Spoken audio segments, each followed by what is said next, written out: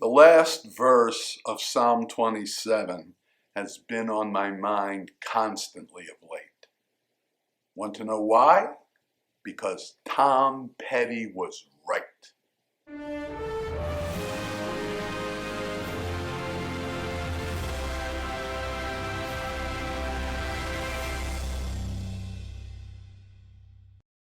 Shalom, my friends. Yes, being happy to get inspiration from wherever it may come. Today I draw on Tom Petty and his song, Waiting is the Hardest Part. It certainly can be. Let me put this into context for you. You may be aware that I'm in the midst of searching for my next pulpit. As is a very dear friend of mine, another rabbi, he's going through the same thing. And he may be watching this video. So if you are Achi Hatzlacha Rabalacha, that's a secret Jewish message. Can't tell you what it means.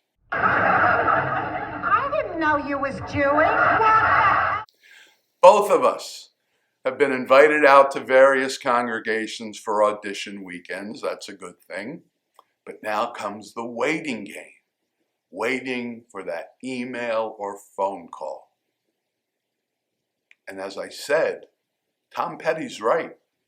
Waiting is the hardest part. And that's why the closing verse of Psalm 27 keeps popping into my head. It's a relatively short verse, and I'd like you to hear it in both the original Hebrew and in English translation. The Hebrew says, Kaveh el Adonai, chazak v'ya'ametz libecha, V'kaveh el Adonai. And one very common translation would be, hope in the Lord, be strong and of good courage or courageous, and hope in the Lord. I have been focusing on the middle three of these 9 Hebrew words, the ones translated be strong and courageous or be strong and of good courage.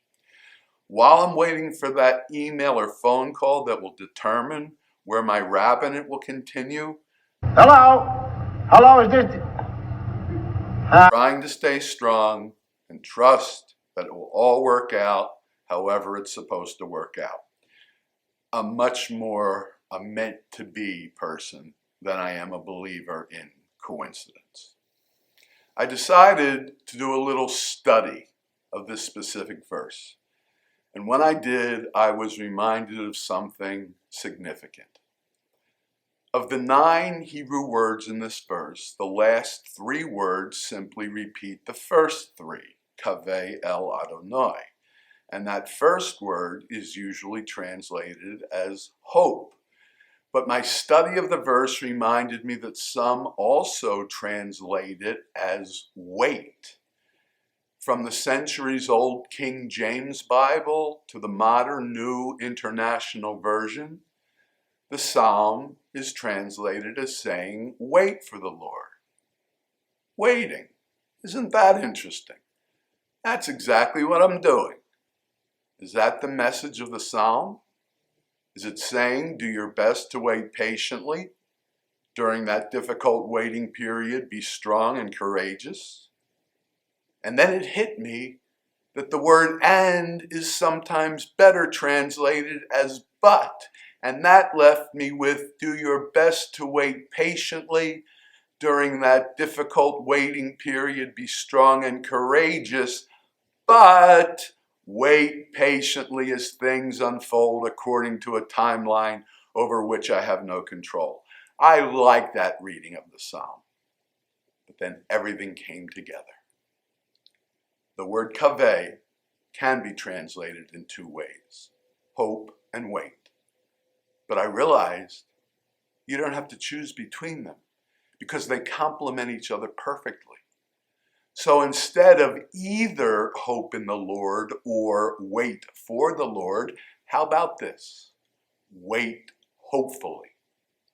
Wait hopefully for the Lord, be strong and courageous, but wait hopefully for the Lord, and that, my friends, is exactly what I'm trying to do. Have you found yourself in a similar situation? How did it work out for you? I'd love to know. Let me know in the comments box. And if you found this video worthwhile, go ahead, give it a thumbs up. Helps us get it in front of more viewers. Of course, one of the best and easiest ways to help the Rabbi study address major issues of life from a Judeo-Christian perspective is to subscribe to the channel. As long as you're logged into YouTube, subscribe by clicking on my face right over here and ring the notification bell. Or watch another of our videos by clicking on its icon right over there. As ever, until next time, Shabbat Shalom.